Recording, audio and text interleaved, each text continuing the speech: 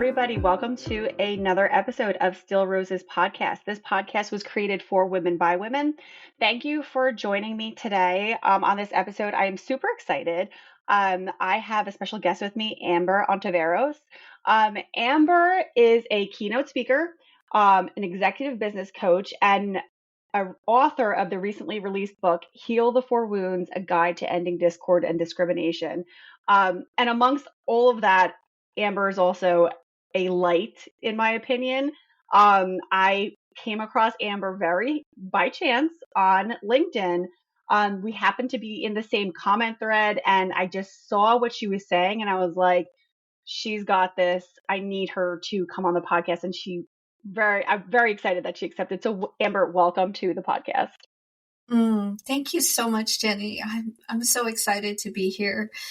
So let me just add a little bit of background for your listeners, so that they can understand the comedy behind the book that I have recently released. And also, this is really a love story about you. So, by way of background, I'm a policy advisor. I used to work for the head of the transit agency here in Portland, Oregon, TriMet. And then I worked for the Bush administration and the Obama administration at the U.S. Department of Transportation. My team and I, we rewrote all of the federal civil rights laws at the U.S. Department of Transportation. I also developed compliance assessments of transit agencies, state DOTs, and cities across the country. And I'm also a federal investigator, so I actually investigated agencies of discrimination. So I give you that backdrop for what I'm now going to tell you. So I left the administration in 2014. I started my own business. And in 2016, I had a near-death experience. I have a rare disease, and what happened was I was laying in my bed, and all of a sudden I started shaking, and the next thing I knew, my consciousness popped outside of my body and went through the ceiling. It went through the ceiling, and then all of a sudden I was in the expanse of light, of blackness, and there was a tiny, tiny pinprick of light, and it called me. It called to me, and the next thing I know, it sucked me into it like a vacuum cleaner. And it's literally like the Star Wars movies. I went supersonic fast into this light, and then I was in an expanse of infinite light. And there was a being of light. And it's a remembering. I was like, oh yeah, I remember who you are. Because when you were outside of your body, you are a spark of the consciousness of God, of the infinite creator. So I refer to the being of light as the infinite creator because through everything, it was infinite. And I remembered there is nothing, no creation beyond the infinite creator. It is all of it. And what animates you is a part of the consciousness. So you are a part of the consciousness.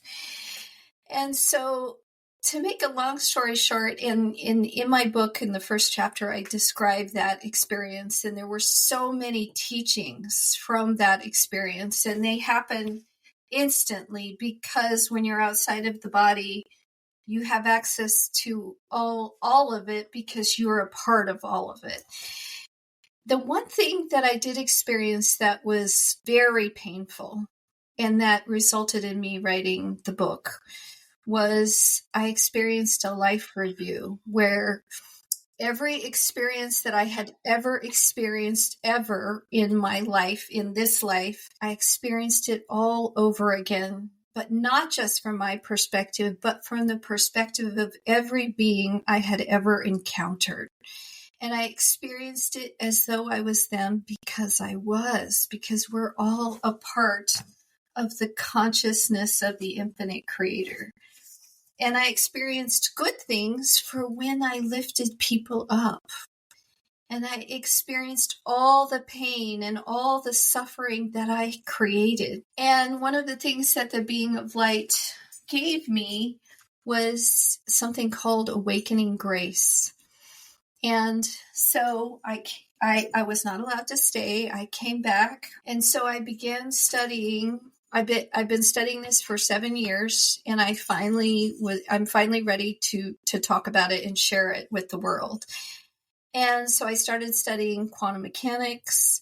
I started studying consciousness, and that ultimately led me to the neuroscience of unconscious bias. And what I found shocked me, because I'm a discrimination expert. So there's two biases that I want to talk about, and then I want to talk about one other thing that happened to me. So one bias is called the self-serving bias. And so here's how the self-serving bias works. The neuroscientists say the way it works is that when good things happen to you, you attribute it to yourself.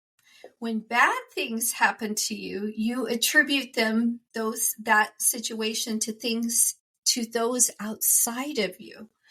All right, now let me give you a specific example so you can understand how this works.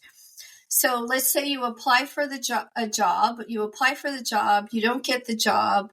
It protects your self-esteem so you can overcome the challenge of not having a job so that you can continue to pursue a job so that you can eat.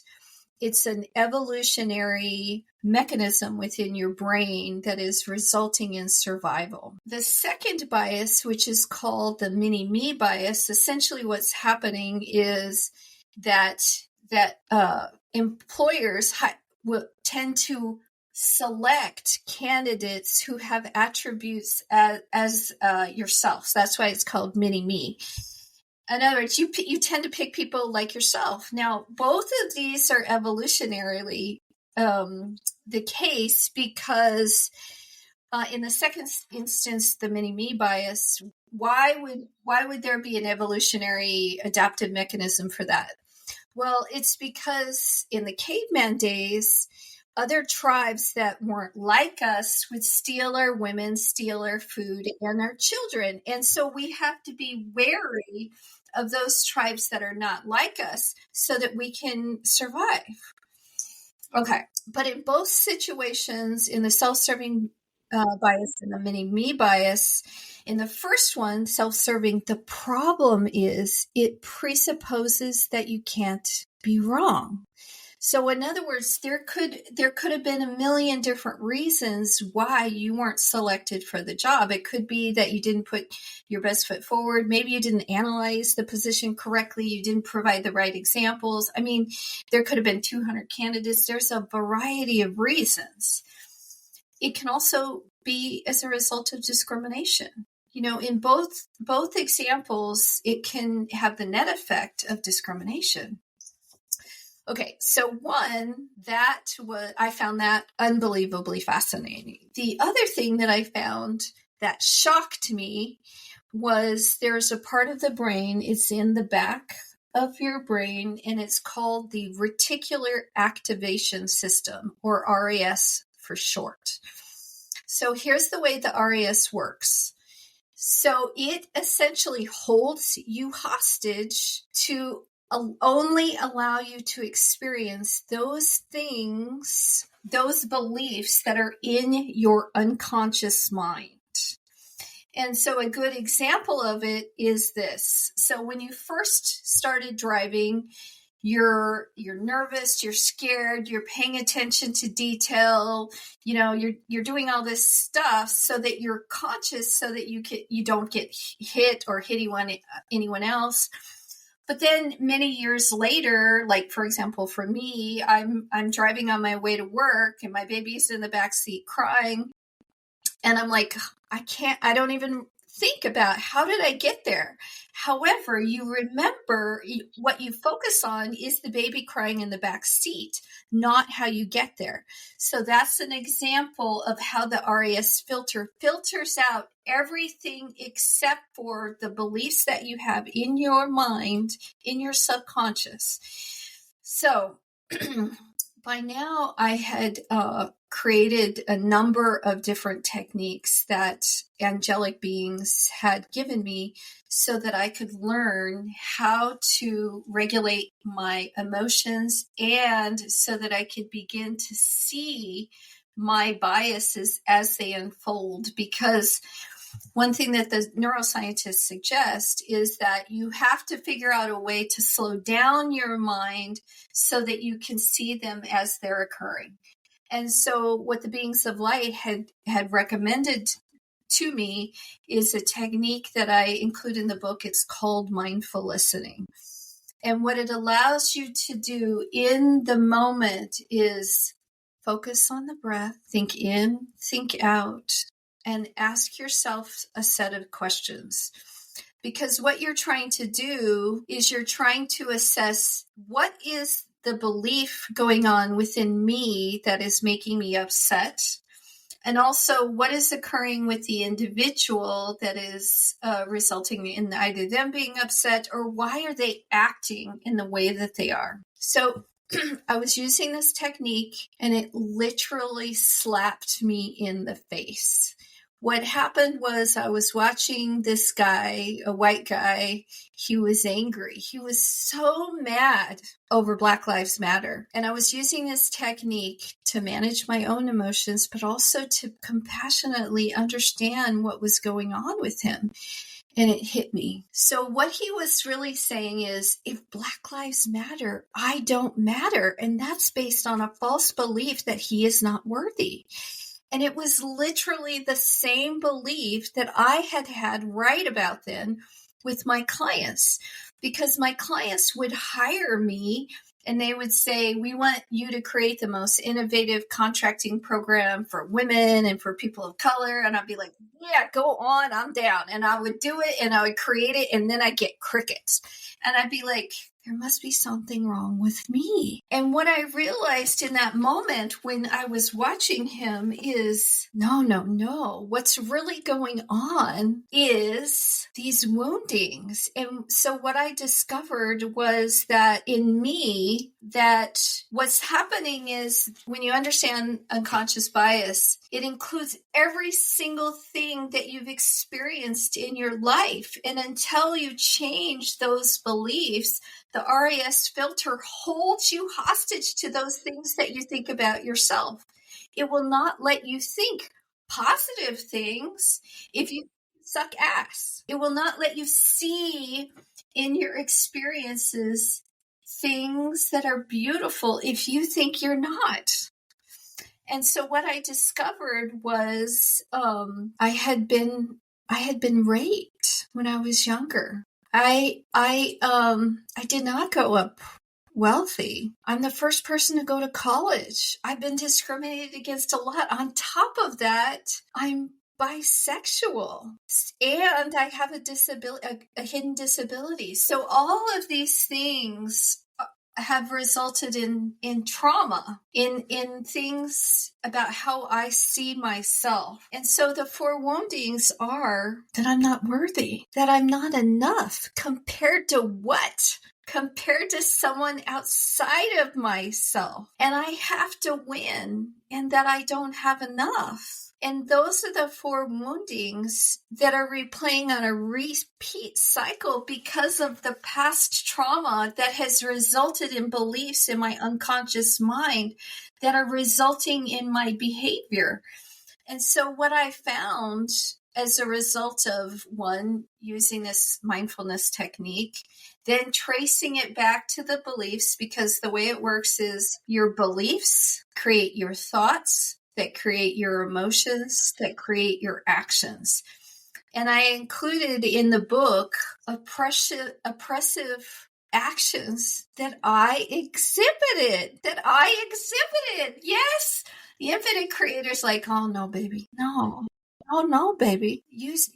the oppression exists because it's within you, motherfucker. And I'm like, oh. And so what's happening with the woman that is oppressing the other woman is this. She's believing, as a result of all the discrimination, that she's internalized, and she doesn't know it, just like I didn't know that I had internalized all these things that resulted in hateful beliefs about myself, that I was essentially applying those. I was mirroring the pain. So the white guy that's getting mad, he's mirroring his pain to us, and I'm mirroring my pain back to him. And so the white woman or any woman that is oppressing another woman, she's doing it because of past woundings that are showing up. And this is what she's thinking. She's thinking, I believe there's room for only one woman at the top. Mm-hmm. And she's seeing in the other woman something that she believes she does not have within her. And so she's believing, oh my God, I am not enough compared to the other woman. And then she's thinking, I am not worthy. And so therefore, if I want to be successful, I have to remove her access to resources, because resources are limited. That's the fourth wounding. And I have to do this so that I can win. Those are the 4 woundings that are resulting in discrimination and oppression. But then it's not just that, it's resulting in the discord. And so a couple of the teachings that the beings of light gave me, one, hurt people. And the other thing was, this is called suffering. Suffering is grace. Grace is suffering. Suffering is the rising of a teacher. Love all experiences. And so what the beings of light helped me understand was, oh, no, baby. Every time that you're triggered, every time that you're not in a state of joy, there's some kind of wounding that's replaying itself. Let's take a quick break.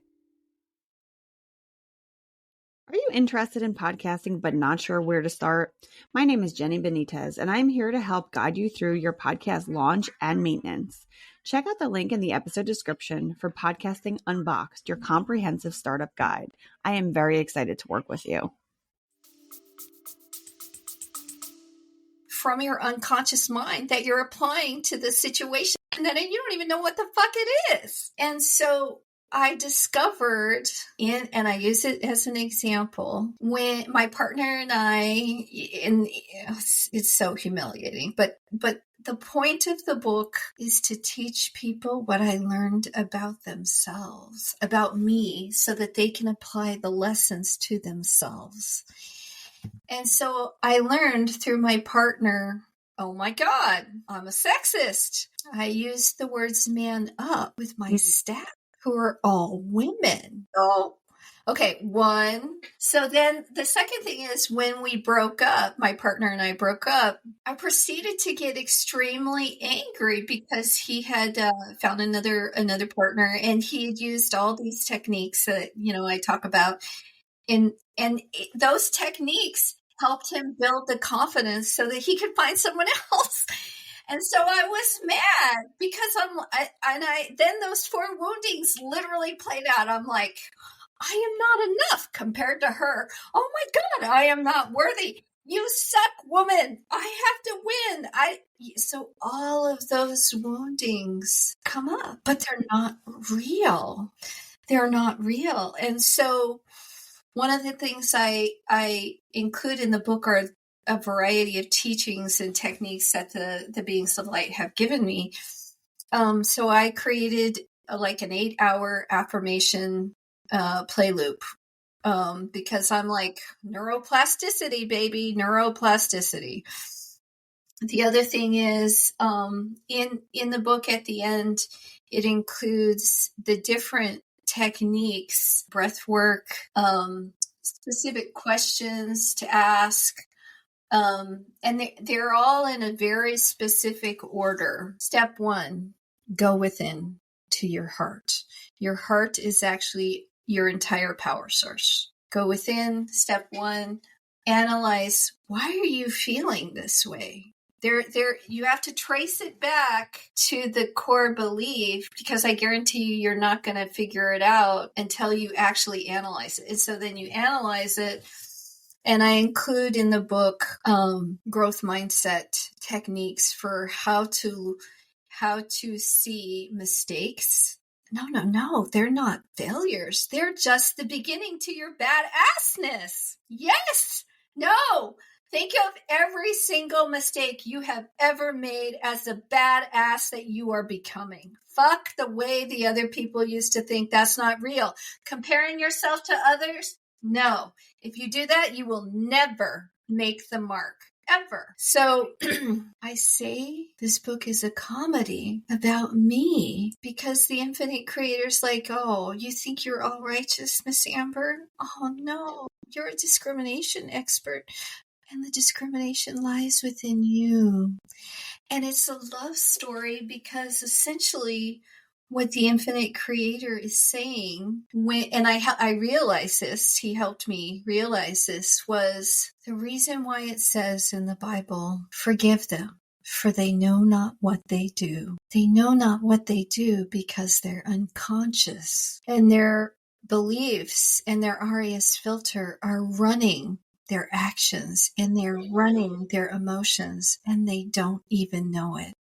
And it's a love story, because that's why I had to come back, so that I could share this story with you, because ultimately this is about you too. Find it incredibly exciting and almost so I call it like the butterflies, for lack of a better term, because as you were talking, and for listeners, you can't see me, but as Amber was talking, I was like nodding and like just going, because what she was saying is, and she did give me a heads up, what she was saying was blowing my mind, not because it was so new information, but because it was information that I have been discovering over the past year. And so the sheer fact that I somehow came upon you, because we weren't even connected on LinkedIn, I somehow, by chance, happened to be in the same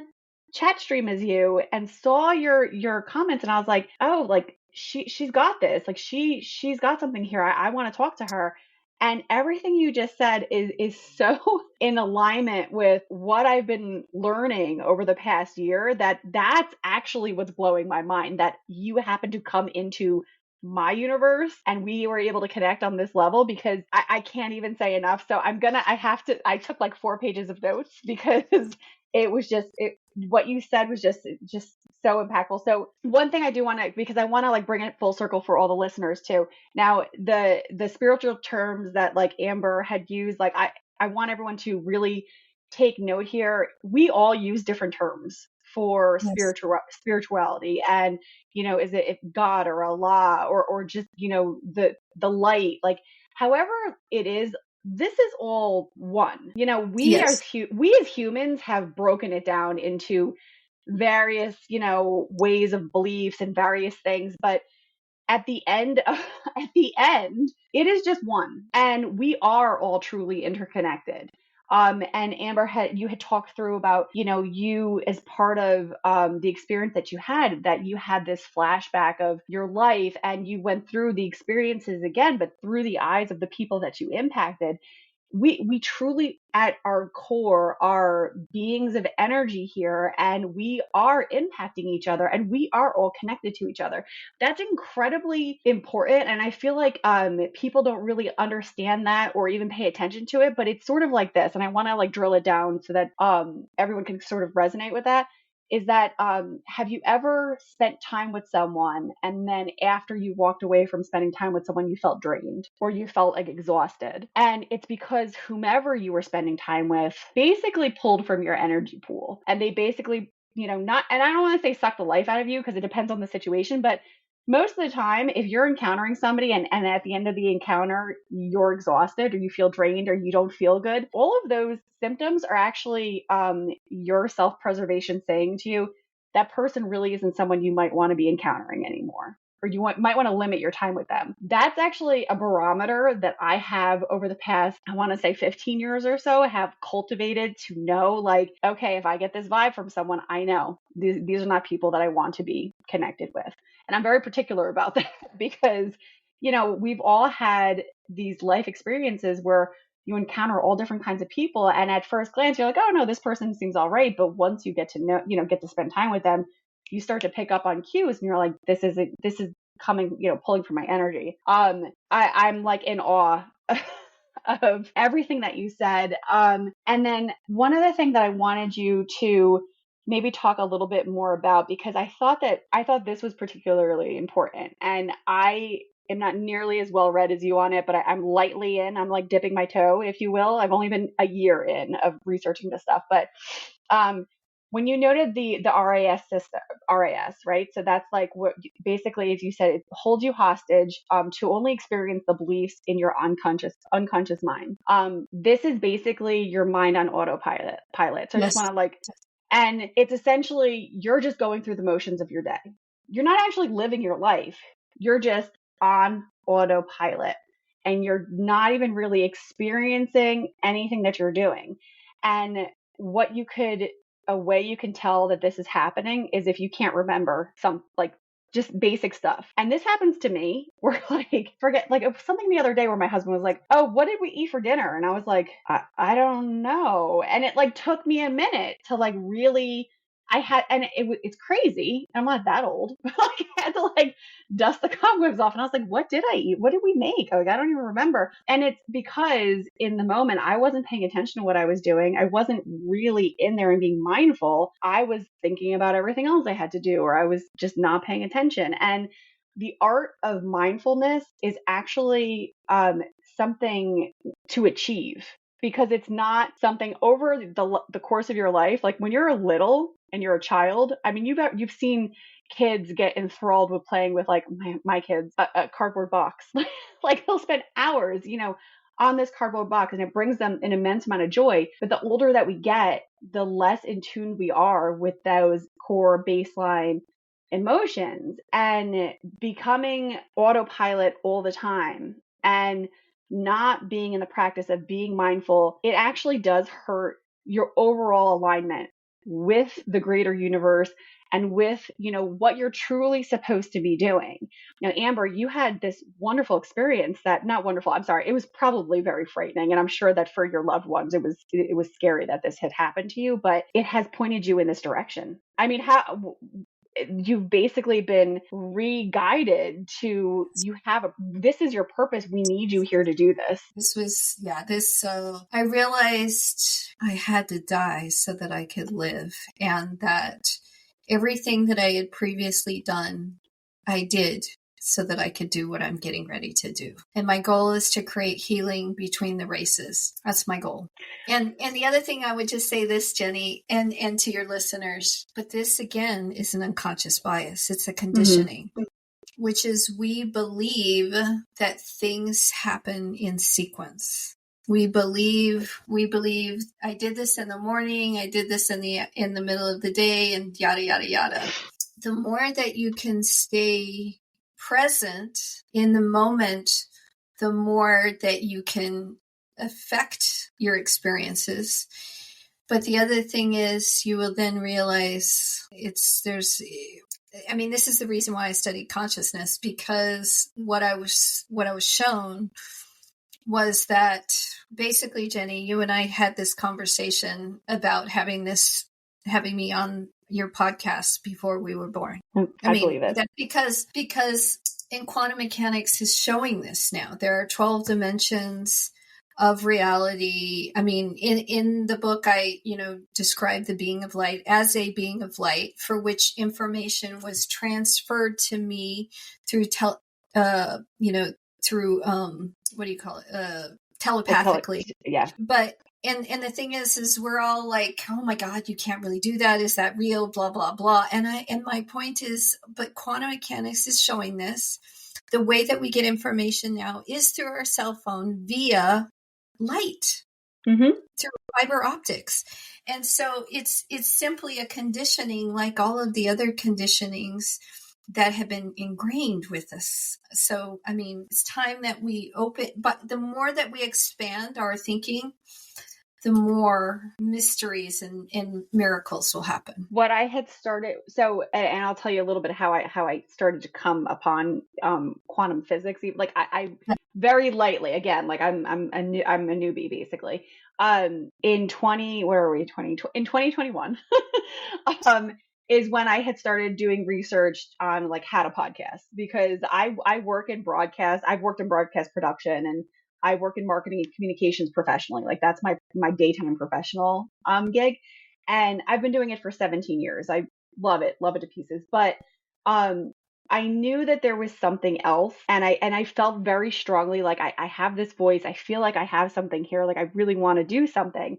And my cousin and I actually had talked about it quite a bit together, and I started doing research on it. And I came across, when I was looking for how to podcast, this woman, Kathy Heller. And I listened to her how to podcast stuff, and I took some of her classes on how to podcast. But then I found out, well, no, she doesn't just do that, but she also does coaching, and she is very much into meditation and alignment, and, you know, the law of attraction, all of those things. Like it's all very interwoven, interconnected.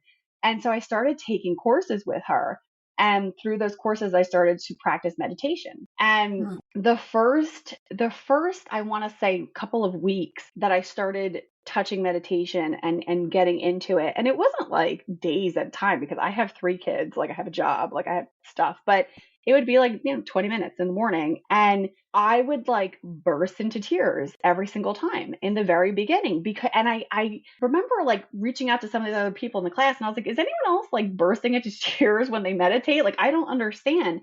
And what I've come to know is that when I started meditating, it was like me coming home almost. And it was like and it was almost like coming home and being like, oh, there you are. Yeah. And I've been doing it and practicing it since, I want to say, July, like June, July-ish. And in just taking those moments to be mindful and to meditate, I have seen massive shifts in my life, in my family's life. And it's mind-blowing, because they're not the ones meditating.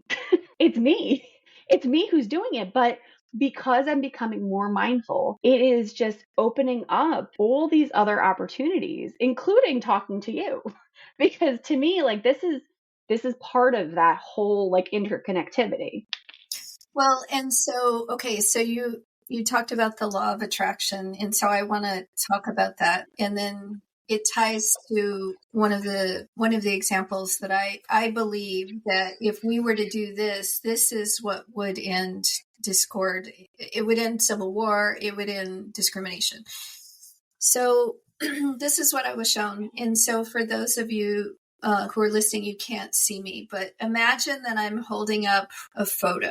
If you think of where you place your awareness, think of it like a flashlight.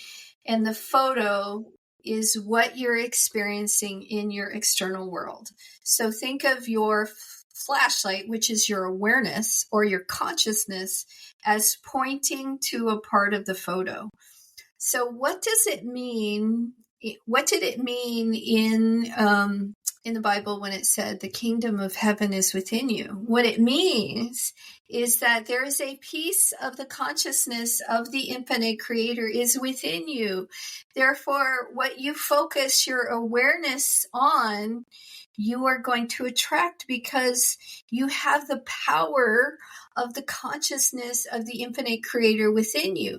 Therefore, I'm just stating something that is not obvious, because I too believed in the law of attraction before all this and blah, blah, but I didn't get this part, which is, so if you believe that you suck ass, if you believe bad things about yourself, You are basically focusing your awareness on the consciousness of the infinite creator and saying, I want more of that, please. Mm-hmm. And that's the reason why I had so many negative experiences, because we believe our thoughts are us, and they're not. There is a result of experiences that your brain is simply categorizing, and then you apply a meaning to it, in which case the meaning is usually wrong. Yeah. So in the book, I talk about a forgiveness ritual that is done in Africa, in Mumbai. And what they do, this is what they do. The entire tribe stops when someone behaves in a way that is outside or not becoming of the tribe. So the entire tribe stops. They put that individual in the middle of the entire tribe. And they believe, as I do, that wherever matter occurs, spirit may be found. And what they do is they recount every good deed, every loving action, every kind word that that person ever did in their lifetime. And the way they describe it is they remember him back to the better part of himself or herself, and they help that individual remember how important they are to the tribe. And what it helps us remember is this: that you are worthy, that you are lovable, that you have enough, that you are enough, and that resources are abundant. They aren't simply about a dollar. They're about access to people, access to ideas. All of those things are what makes abundance. And we have infinite access to those things. So that is how we change the world. Mm-hmm. Not by, being mean to other people. It's through compassion. It's through love. It's through light. I have for quite some time very strongly believed that, and this goes in hand with what you're talking about too, about like the racial disparities and tension and racism, is that because the scarcity mindset is so ingrained in people that everyone feels like, well, if this race comes up, that, oh, well, then there's not enough for us. I need to hold these people down. And then even not on a racial level, but on an individual level, me as a woman or a man even in the workplace, like, well, I can't let so and so rise above me because then I'm going to look bad. That's there is more than enough for all. And in you thinking in that way, then you are setting yourself up for scarcity. Like that's really what it is. And also, I want to make sure like, that everyone's taking away from this. If you've ever had a day where like you wake up in the morning and you like, I don't know, pinch your finger in the door when you're like closing it to use the bathroom. And then that like kind of like sets you off and you're like, oh, fuck, oh my God, like what the hell? And then you get pissed off at that, but then you hear your kids waking up earlier than they were supposed to and they're crying. And then that, and then it'll slowly start to spiral. And if you find yourself having these days of like, it's spiraling out of control and you go to sleep pissed off and then you wake up pissed off again, you will continue down that path. And then you, unless you break it, will continue down that life of everything's fucked up. I'm pissed off at everything. My life is crap. My job is crap. My kids don't listen. My husband doesn't pay attention to me. And you will just continue to go further and further down that dark hole. You don't need to be. All it really takes is one moment of mindfulness. If you wake up in the morning and the first thing you do is say an affirmation to yourself, take 3 minutes. I am crazy busy. I have 3 kids that get up at 5 a.m. asking for tablets. Like it, and when they were little, I'm telling you, there was no time for anything. But if you take 30 seconds when you're using the bathroom, even just to set your tone for the day, you will start to see a change. And the other part of that too is pay attention to yourself. If you're spiraling and you're mentally spiraling, you can actually stop it.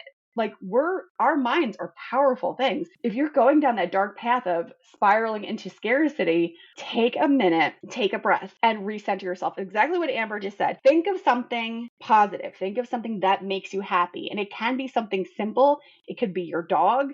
It could be, it could be your mother, anybody around you, something that will help to calm you. If you start to practice that, you are taking the first step in the right direction to basically realigning your life to what you need it to be and what you want it to be and what you really truly deserve.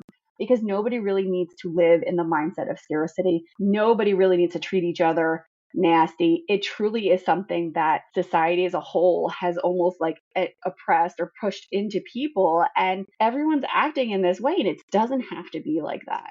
And I do have big hopes because I see a lot of people like us out there now spreading this message and spreading these words and spreading the fact that the art of mindfulness or the art of meditation. And I do have a lot of hope for our future and our future generations that they will start to pick up on this too, and that they will be the ones that will actually initiate these changes. I agree. I actually completely believe it's going to happen. And the other thing is, Jenny, I actually believe in, so awakening grace, awakening stands for turning within to witness darkness, bias, domination, and oppression. And grace means extending kindness, love, compassion to transmute that into light. So that's what awakening grace means. And even though we're seeing all this darkness right now on the earth, I know, and it's not a thinking or a believing, it's a knowing. I know that what's actually happening is good, because what's happening on the earth is that many beings, all of us, all beings, are actually, the darkness is basically coming out of us so that it is transmuted back into light. So that's why what is happening has to happen, because that discord, the darkness within us has to come out.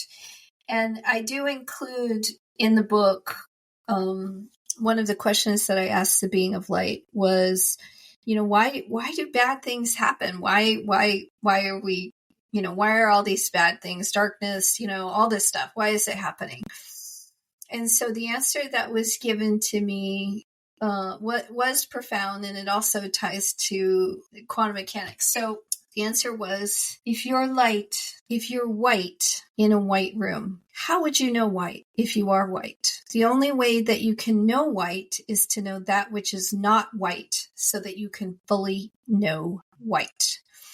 White is who we actually are, which is we are beings of light, which is love. Mm-hmm. We vibrate at the octave of love, and there was a harmonic in the being. And so why are we here? We are here to experience that which we are not. That which we are not is not love. And we experience that so that we can overcome it, so that we can remember who we actually are, which is love. And so that we can then extend the hand of love to another. And so one of the things the being of light said to me is, you cannot give what you don't have. If you don't have love for yourself first, you cannot give love. And so, like thinking that we have to compete with others and stuff like that. When you truly know how amazing and beautiful you are, and that you have to be your unique puzzle piece, whatever that is. In my case, I need to be a plus-sized woman. That is the way God made me in my glory. And now that I know how amazing I am, I don't believe the false beliefs that I'm not worthy because I don't meet the white aesthetic of beauty. Mm-hmm. Yes, it is what society has said, but I know I'm awesome exactly the way I am. And from a growth mindset, the way that you then look at other people that don't like you in the way that you are, you say to yourself, oh, Thank you, my friend. Thank you for getting out of the way for the one that will love me exactly the way I am. I had heard a quote, Amber, that from Kathy, that you might have heard this already, but or was it sorry, it was probably somebody else. I think it might have been somebody else that I was taking courses with. I'm a big self-educator person, so I'm getting my wires crossed. But one of the things that this woman had said in her learning module was you're not for everyone, but you're not supposed to be. Right. Like, you're not supposed to be. Exactly what you just said. Like, you are not supposed to be for everybody. There is somebody out there that, yes, will be like, want you for you. But even outside of like the personal relationships, like professionally, if you're an entrepreneur, or professionally, if you're just working in corporate or wherever, you are not for everyone. You are not going to fit every mold, but you are not supposed to fit every mold. If we were supposed to be fitting every mold, we would all look exactly the same and talk exactly the same, and we would all be thinking the same. That is not what we're here for. We are supposed to be uniquely ourselves. We are meant to just show up authentically as yourself. And when you really dig deep and look at yourself, you will see that. You're going to see that there is something more there for you. We've given the listeners quite a bit. You, like, as you told me, as you warned me, you did blow me away here. I've truly enjoyed talking with you. I want the listeners to be able to connect with you or follow you. Do you have, I think you do. You have social media. I know you're on LinkedIn already, but like, what's your handle or websites or anything you want to point the listeners towards? Yeah. So if you go to my website for the book, it's Heal the Four Woundings with an S. So, and I spelled out healthefourwoundings.com. One, you can get the first chapter that's all about the experience with the being of light. You can get that for free on the website, and then you can decide if you want to buy the rest of the book. And also, like, my plan with this is I literally cleared my deck as a CEO so that I can spend the next year focused on this, because this is my mission. All the rest of it was I had to do for this. And so my goal for the next year is I'm going to be on 48 podcasts. I'm booking myself for podcasts. I am going to start a YouTube channel. I am going to be putting out a lot of social media on both the teachings, the woundings, the techniques that I use, and also, some of the spiritual teachings. And I just want to say one other thing that Jenny said, and I didn't talk about this when I talked about the beginning with my experience with the being of light. But I just want to underscore one thing that was really important about what Jenny said. So she said, we are one, and she is right.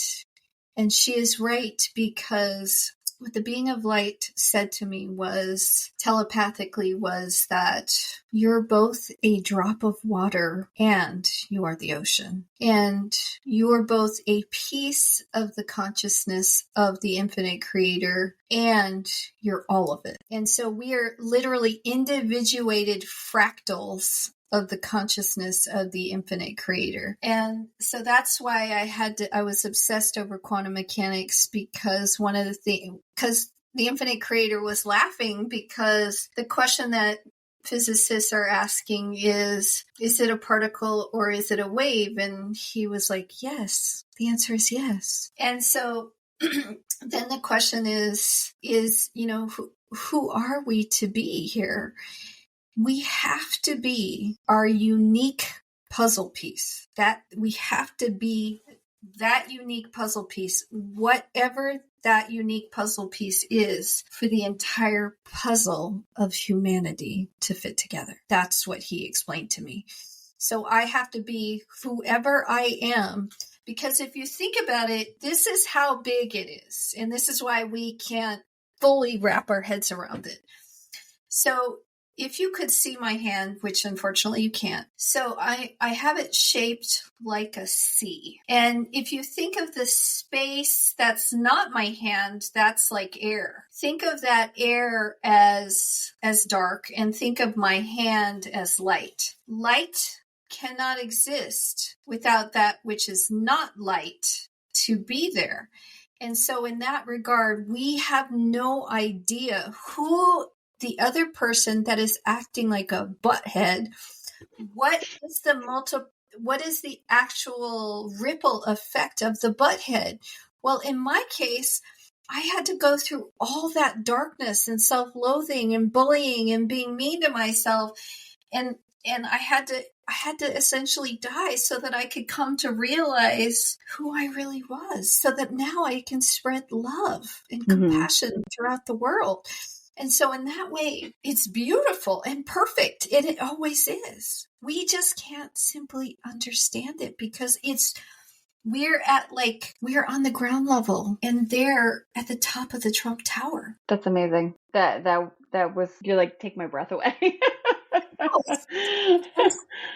Yes. And I guess I would say this also to the listeners. It blew me away. It once you start studying this, and once you start studying quantum mechanics, and once you start studying consciousness, you can't go back. It's like a light switch has turned on, and then you become obsessed because the knowledge of the creator is so much, we can never fully wrap our heads around it. And then you're obsessed because then you start seeing the mystic in everything. Yeah, it's amazing. And it's crazy because then you feel like you want to tell people, but then I'm gonna be honest with you, majority, like my parents, like, and they're like, you're crazy. Like, what are you talking about? But you're right. Like, once you start down that path and you start really researching it, because I'm very like science based kind So of a am I. person. Yeah, and I'm like, there's legitimate studies. Like, how? Like, what are we doing here, people? There's legitimate studies. There's legitimate science behind all of this. So to me, I'm like, this is a no-brainer, guys. Like, this is the way that we can change the course of the world. Like, this is it right here. And it's just, it's truly amazing. The power is literally within us. And It is. it's just a matter of recognizing that. Just recognizing that. And really, I know it's hard. Like, I've been baby stepping my way into this is how I met my husband. Like, I've been baby stepping my way into this for 15 years. The whole year before I met my husband, I meditated on the kind of person I wanted to be with and who I wanted to be with, down to the detail of what he did for a living. And then I met my husband. And the day that I met him, I came home and I said to my family was all at the house, and I was like, I came in and everyone was like, oh, like, how'd it go? Like, just laughing, like, because I was chronically single. I was always the single person.